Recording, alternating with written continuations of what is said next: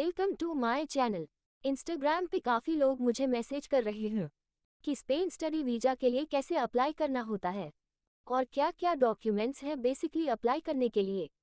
तो मैंने एक लिस्ट बनाई है डॉक्यूमेंट्स की, इन सब चीज़ों की जो भी चीज़ें हमें स्टूडेंट वीज़ा के लिए चाहिए होती है, तो वो सब मैं इस वीडियो में आपको बताने वाली हूँ, लाइन बाय लाइन। तो आप इस वीडियो को एंड तक ज़रूर देखना, इसको ध्यान से सुनना। तो सबसे पहले एकेडमिक प्रूफ, जिसके अंदर आते हैं आपके जितने भी एकेडमिक के सर्टिफिकेट्स और डिग्री, वो सब चीज़ें हैं। जैसे आपका 10 और 12 का सर्टिफिकेट जो आपका स्कूल के होंगे, एंड देन आपकी कॉलेज की डिग्री अगर आप ग्रेजुएशन करके बाहर जा रहे हैं तो वो लगता है साथ में, और सारे डॉक्यूमेंट्स जो भी है वो सारे नोटरी से अपोस्टाइल्ड होने चाहिए। तो इसकी एक फ़ीस होती है लाइक 3 से 4 हज़ार पर डॉक्यूमेंट, क्योंकि सारे डॉक्यूमेंट आपको अपोस्टाइल कराने पड़ेंगे। ये यूरोप का एक क्राइटेरिया है, बेसिकली स्पेन का, तो यह आपको कराना ही पड़ेगा। तो यूजुअली जितने भी सारे डॉक्यूमेंट्स होंगे वो आपके 80,000 से 90,000 तो सारे डॉक्यूमेंट ट्रांसलेशन कराने में और अपोस्टाइल कराने में ही लग जाएंगे। तो इसकी ये कॉस्ट बढ़ जाती है। एंड ऑफर लेटर जो आपका कॉलेज से आएगा जब आप अप्लाई करोगे, तो वो ऑफर लेटर के आपको प्रूफ ऑफ पेमेंट दिखानी है कि आपने कितनी पेमेंट करी है, उसकी फ़ीस कितनी भरी है। कॉलेज की देन आपको इंग्लिश लैंग्वेज सर्टिफिकेट प्रोवाइड करना होगा अगर आपकी कॉलेज की रिक्वायरमेंट है।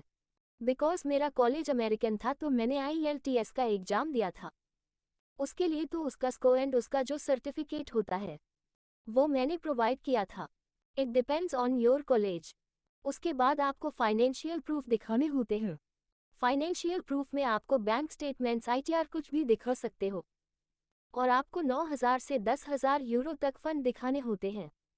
पर ईयर का हिसाब होता है बेसिकली कि इतने आपके अकाउंट में होने चाहिए। 12,000 तक दिखाओगे तो वीज़ा में कोई दिक्कत नहीं आएगी, और यह अमाउंट लिक्विड फॉर्म में है आपके अकाउंट के अंदर, तो आपको बैंक स्टेटमेंट ही दिखानी पड़ेगी और दिखना चाहिए कि इतना पैसा है आपके पास है और मैं रह लूँगा इस कंट्री में।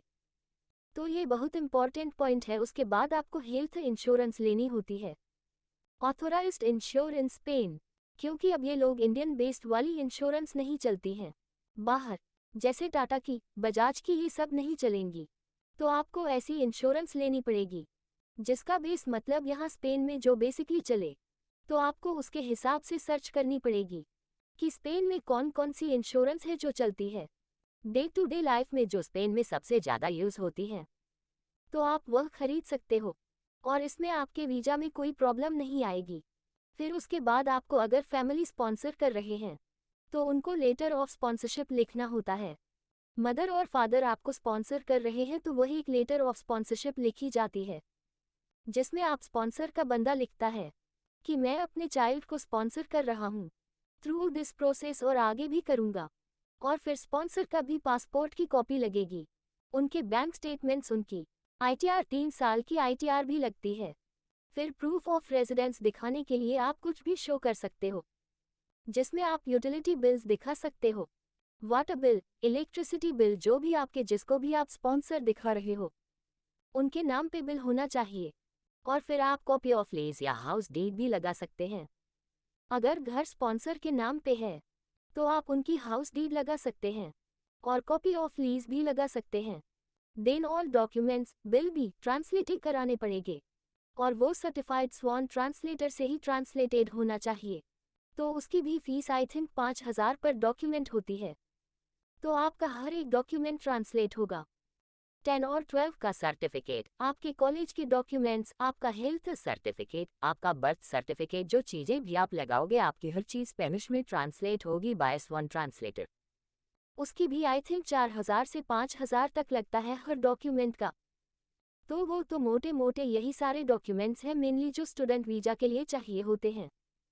अगर आप लोगों को और कुछ भी पूछना है स्टूडेंट वीज़ा से रिलेटेड तो आप लोग मुझे कमेंट करके नीचे बता सकते हैं, मैं आपको उस चीज़ों की भी इंफॉर्मेशन दूंगी।